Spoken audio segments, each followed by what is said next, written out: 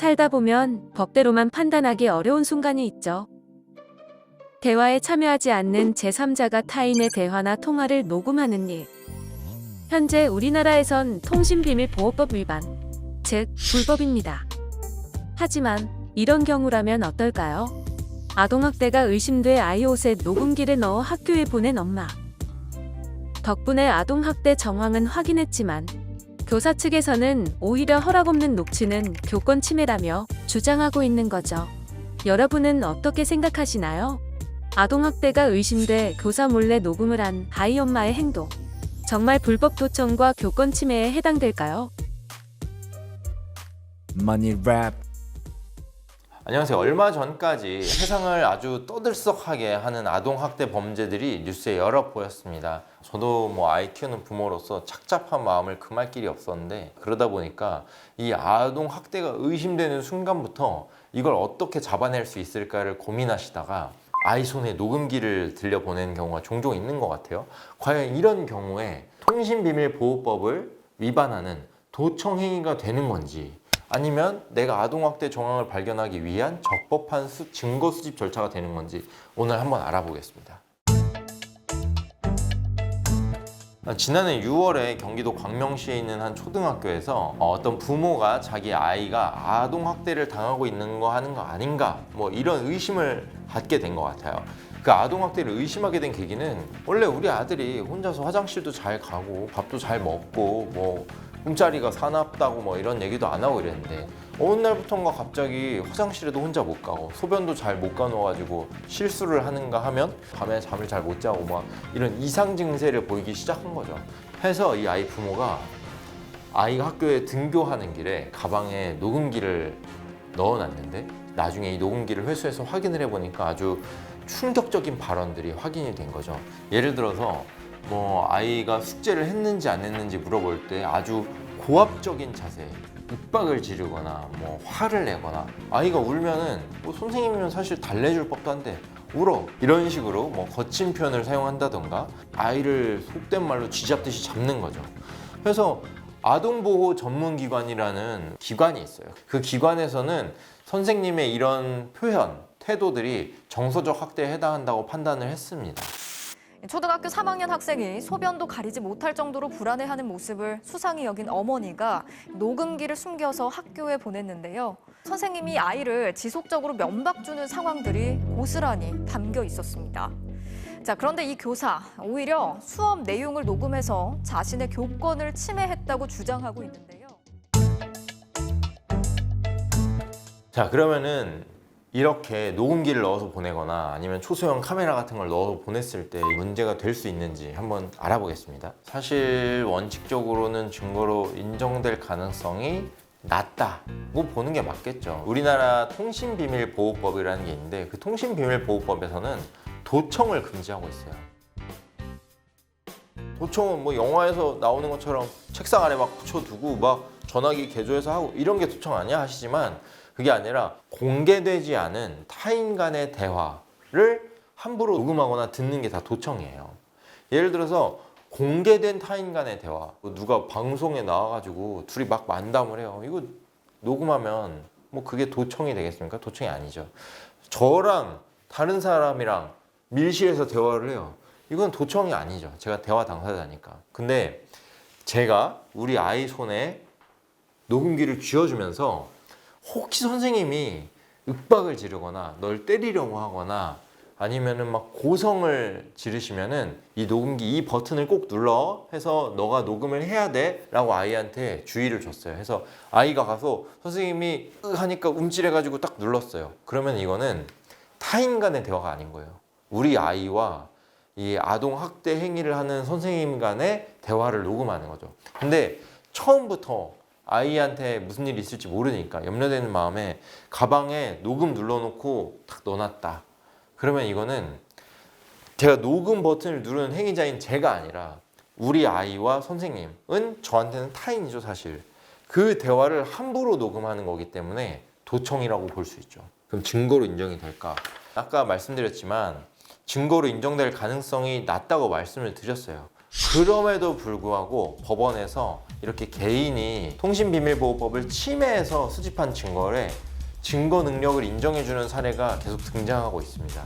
그 사유를 살펴보면 초등학교 3학년의 표현력이 제한될 수밖에 없다.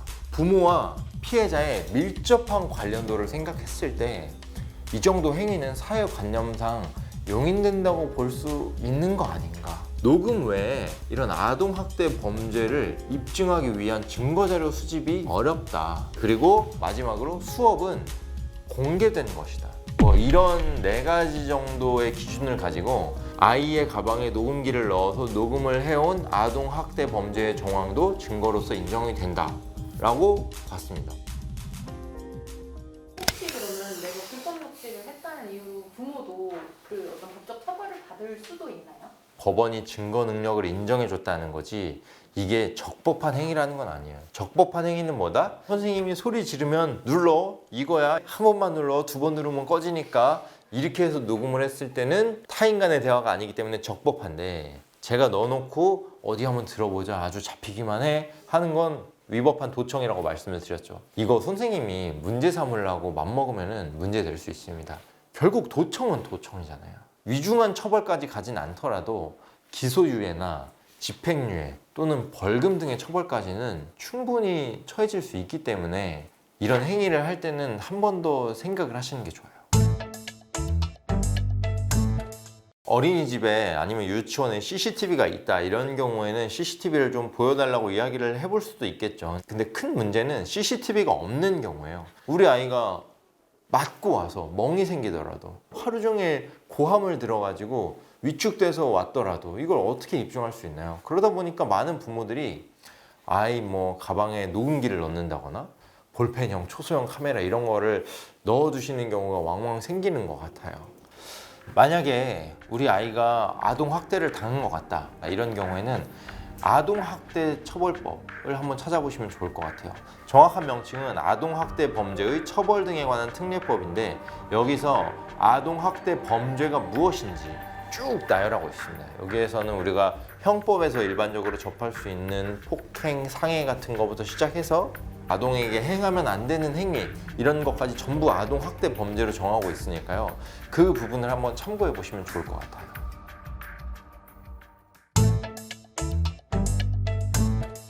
사실 고소고발을 하기 전에 많은 분들이 좀 머뭇거리시거나 내가 혼자 할 수 있나? 이런 생각을 하실 거예요. 예를 들어서 우리 아이가 당한 행위가 이 아동학대 처벌법상 아동학대 범죄에 해당이 되는지 이거를 고발을 하게 되면은 어떤 절차가 앞으로 진행이 될지 설명을 듣기 위해서 법률 전문가를 찾아가시는 거는 저는 좋다고 생각을 해요. 근데 변호사한테 꼭 고소를 맡겨야 되느냐, 고발 신고를 맡겨야 되느냐, 그렇지는 않다고 생각해요. 흔히 고소 고발 대리를 변호사들이 맡아서 하는 경우는 아주 입증하기 어려운 피해 사실이 있을 때 그런 경우에 대리를 맡아서 하는데 아동학대 범죄라는 건 이 아동이 굉장히 위축되어 있는 상태, 신체에 어떤 폭행 정황이 있는 경우가 많기 때문에 병원 가서 진료받고 의사 소견서 같은 걸 첨부해서 가면 신고나 고소, 고발을 어렵지 않게 할 수 있기 때문이죠. 그래서 변호사를 찾아가서 향후 벌어질 일들에 대한 조언을 듣는 것은 좋지만 반드시 변호사를 고소 대리인으로 선임할 필요는 없다. 그리고 고소 고발을 했는데도 분이 풀리지 않아서 내가 돈을 바래서가 아니라 나의 정신적 손해, 우리 가족이 입은 손해를 배상을 받아야겠다. 이런 민사상 손해배상 청구를 할 때에는 좀 법률 전문가 도움을 받으시는 게 좋아요.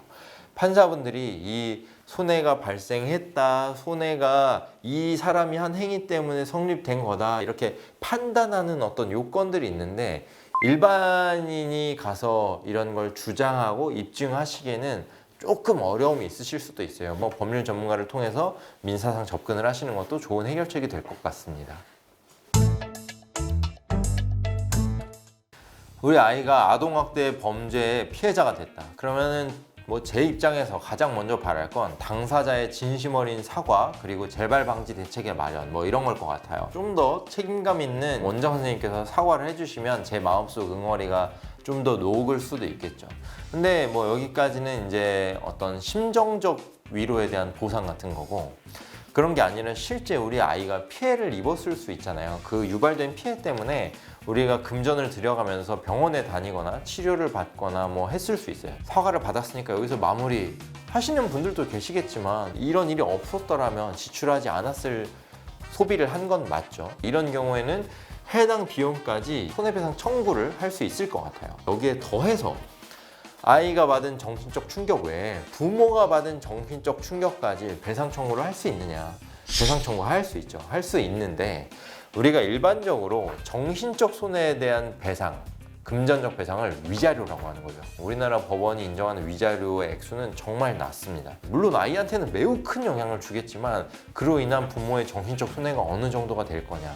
사실 너무 큰 금액을 청구하는 것은 그게 받아들여질 가능성이 낮아서이기도 하지만 또 우리 아이를 앞세워서 혹시 잘못된 모습을 보여주는 거 아닐까 싶은 마음 때문에 너무 과다한 금액은 좀 삼가하시는 게 좋을 것 같아요. 적정한 수준에서 우리가 아이가 앞으로 온전히 회복할 때까지 발생할 수 있는 어떤 상담 비용 같은 거 뭐 이런 것까지는 포함시킬 수가 있겠죠. 조금만 더 추가해서 얘기를 해볼게요. 네. 아동학대 의심될 때 어떻게 하냐. 녹음기 눌러, 이거는 제가 여러 번 말씀드렸어요. 그거 외에도 우리 법원에서는 미취학 아동이라도 이 아이가 일관되게 진술을 하는 경우에는 그 증거 능력을 인정해 주는 경우가 있습니다. 그러면은 아이가 평상시와 다른 모습을 보인다, 이런 경우에는 아이의 귀가했을 때 부모님만큼 아이가 좀 편하게 대화를 할 수 있는 상대가 없거든요. 이 자리에 앉아서 굳이 선생님과 아이의 대화가 아니더라도 저와 아이의 대화를 녹음하는 거예요.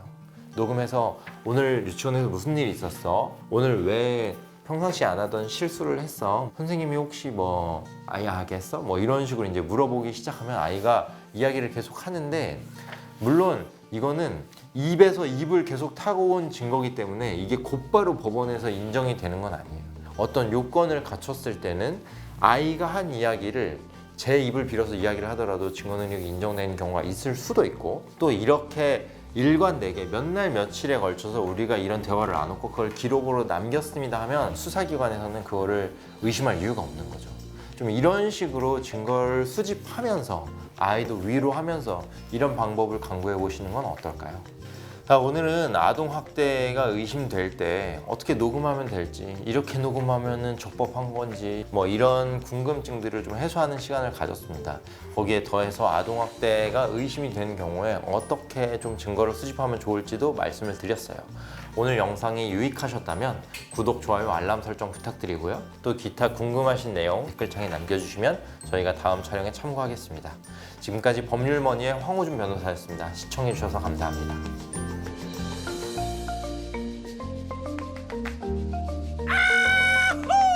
Money rap